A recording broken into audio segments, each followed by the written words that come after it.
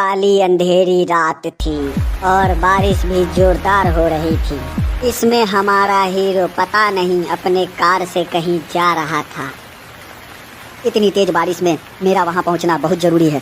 तभी अचानक से एक लड़की बीच में आ जाती है। इतनी बारिश में आखिर ये लड़की बीच रास्ते पे कर क्या रही है? ए छोरी, तुझे मरने के लिए मेरी ही गाड़ी मिली थी, हट हट सामने से। शायद इस लड़की को गाड़ी की हॉर्न सुनाई नहीं पड़ रही थी। तभी हमारा हीरो कार से उतर कर आता है। तुझे मरने के लिए मेरी ही गाड़ी मिली थी। जैसे ही वो पीछे घूमती है, हमारा हीरो वहीं पे बेहोश। जब कुछ देर बाद जैसे ही उसे होश आता है, वो देखता है कि उसके हाथ हथकड़ी से बंधे थे। वो हैरानी में था, आखिर वो यहाँ कैसे पहुँचा। तभी कुछ पुलिस वाले वहाँ आते हैं। चल बोल, तूने उसे क्यों मारा? किसे और मैं क्यों मारूंगा भला? अच्छा, तू बहुत शातिर क्रिमिनल है, तू ऐसे नहीं बोलेगा।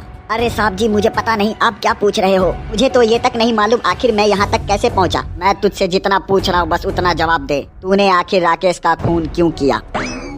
खून? मैंने किसी का खून नहीं किया। इतने में राकेश की माँ वहाँ पहुँचती है। अरे माँ जी, आप यहाँ? हमने आपके बेटे के कातिल को पकड़ लिया है। आखिर क्यों मारा? क्यों मारा मेरे बेटे को? क्या बिगाड़ा था तेरा उसने? बोल कमीने, बोल। अरे माँ जी, इसे कानून सजा देगा। आखिर क्या बिगाड़ा था मेरे बेटे ने इसका? परिवार में और कोई नहीं है क्या? बस मैं और मेरा बेटा ही यहाँ रहते थे। मेरे हस्बैंड पटना में रहते हैं। और राकेश की पत्नी? अरे साहब जी, अब क्या बताऊँ, वो कल मुई तो कुछ महीने पहले ही इसी के साथ मुँह काला करके चली गई। झूठ बोलती है ये बुढ़िया, झूठ बोलती है। क्यों माँ जी इतनी जल्दी मुझे भूल गई? मैं अपना सब कुछ छोड़कर कितने अरमानों से आपकी बहू बनकर आपके घर आई थी, मगर इंस्पेक्टर साहब, दौलत की चमक ने इन सबको अंधा कर दिया था।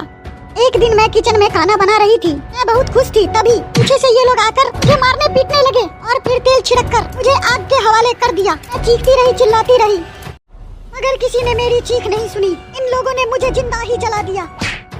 चुप रहे बुड़बक, तूने क्या पुलिस वाले को मामू समझ रखा है? आप टेंशन मत लो माँ जी, मैंने ऐसे ऐसे क्रिमिनल बहुत देखे हैं। ये क्या लगता है तू ये भूत प्रेत की कहानी सुनाकर बच जाएगा? कोई नहीं मानेगा तेरी इस कहानी को। कोई नहीं मानेगा? कैसे नहीं मानेगा?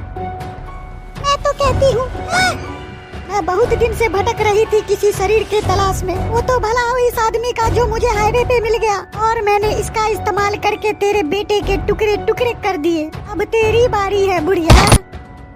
देखती हूँ अब ये कैसे नहीं मानता कि अम्मा का खून इसी ने किया है। उस औरत को ठिकाने लगाने के बाद, ओए तू तो शहर जा रहा था ना, चल निकल ले यहाँ से। हाँ, मगर इन सब के बारे में किसी को मत बताना। हमारा हीरो अपनी कार लेकर निकल देता है वहाँ से। कुछ दूर जाते ही, तुम टेंशन मत लो, मैं तुम्हें कुछ नहीं करूँगी। अभी उसका बाप बाकी है जो पटना शहर में रहता है। तुम बस मुझे वहाँ तक लिफ्ट दे दो, मैं शरीर का इंतजाम खुद ही कर लूँगी। हेलो दोस्तों, आपको मेरी वीडियो कैसी लगी? अगर पसंद आई तो लाइक एंड सब्सक्राइब जरूर करें। धन्यवाद।